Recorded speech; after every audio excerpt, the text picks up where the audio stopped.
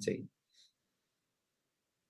Okay अच्छा, जब आपने इक्विटी के बारे में बात करी, जो आपके इस पोर्टफोलियो का अंश रहेगा, मान लीजिए कि उसका मेरा टाइम फ्रेम लगभग 1.5 से 2 साल का है, और इस 2 साल के 1.5 साल के टाइम फ्रेम में गुरमीत जी, बड़ी चीज़ है बजट, बड़ी चीज़ है इलेक्शंस।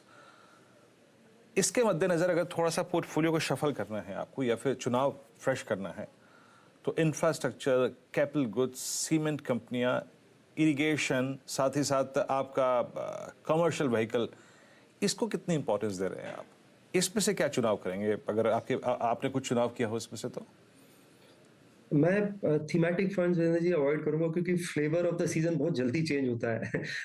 अभी पीएसयू बैंक है, कुछ टाइम पहले आपका आईटी था, अब आईटी बिल्कुल आउट ऑफ फ्लेवर है। 2020 में फार्मा था, अभी हाइड्रोजन पॉलिसी आ रही है, और डिफेंस बहुत बड़ा फ्लेवर है।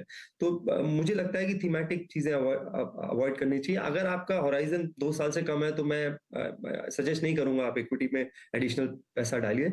एक कैटेगरी आती है इक्विटी में, बैलेंस एडवांटेज फंड, वो जो मार्केट वैल्यूएशंस के हिसाब से डेट इक्विटी को बैलेंस करता है। मे बी आप वो देख सकते हैं 2-3 साल की व्यू से। बट इक्विटी में मेरा ये मानना होगा कि डाइवर्सिफाइड रखिए पोर्टफोलियो को। रोटेशन बहुत ज्यादा फास्ट है, आप कैश नहीं कर पाएंगे एज अ नॉर्मल इन्वेस्टर। और होराइजन कम से कम 4-5 साल रखिए। जी चलिए गुरमीत जी, फिर एक बार फिर से आप बहुत बहुत शुक्रिया आपका इस कार्यक्रम में जुड़े, और सभी अगर आप देखें पहलुओं पर बातचीत करी, राय रखी आपने। दिल्ली की ठंड को एंजॉय कीजिए सर। बारबेक्यू वगैरह किया है क्या इस सीजन में अब तक गुरमीत जी, घर के बाहर बैठ के? हाँ, क्या कर रहे थे अभी तक, न्यू ईयर तक तो किया है, बट अब थोड़ी हिम्मत नहीं हो रही है बिजनेस जी। अब हिम्मत नहीं हो रही है। अब अगर आप देखें तो घर से बाहर बैठने में थोड़ी दिक्कत हो रही है। खैर बहुत बहुत शुक्रिया आपका। Happy new year once again, and best of luck for this year. आपकी स्क्रीन पे 18065 करीब करीब 22 अंक ऊपर अगर आप देखें निफ्टी, और करीब करीब 120 अंक नीचे इस वक्त बैंक निफ्टी ट्रेड करता हुआ। Nifty IT flat, but still अगर आप देखें going through a turbulence phase.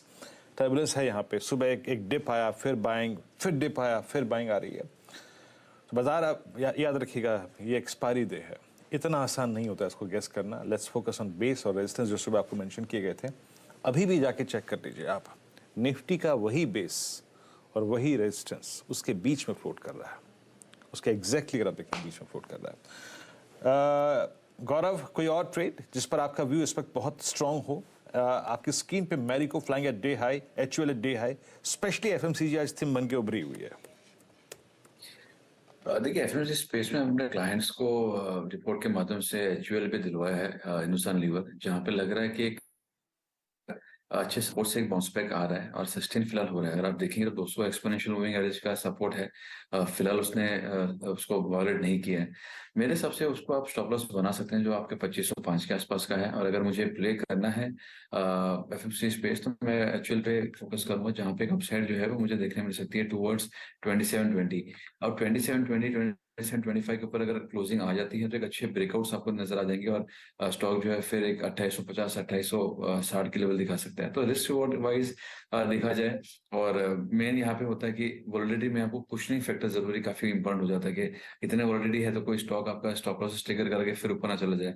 तो मुझे लगता है हिंदुस्तान लीवर वैसा स्टॉक है जहां पे आपको मार्केट में अगर वोलेटिलिटी रहेगी भी तो स्टॉक जो है आपके स्टॉप लॉस करा के ऊपर जाए, ये सिनेरियो नहीं दिखाएगा, और स्टेबिलिटी भी रहेगी और एक अच्छा आउट परफॉर्मेंस आपको देखने मिल सकता है।